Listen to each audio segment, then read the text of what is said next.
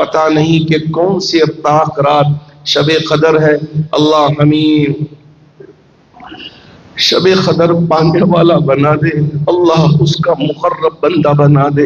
اللہ ہم سب کے گناہوں کو دھلوا دے اور نیک پاک انسان بنا کر اللہ رب الجلال ہمیں یہاں سجدے والی موت نصیب فرما دے، یا یہ ہے کہ کلمہ طیبہ والی موت نصیب فرما دے.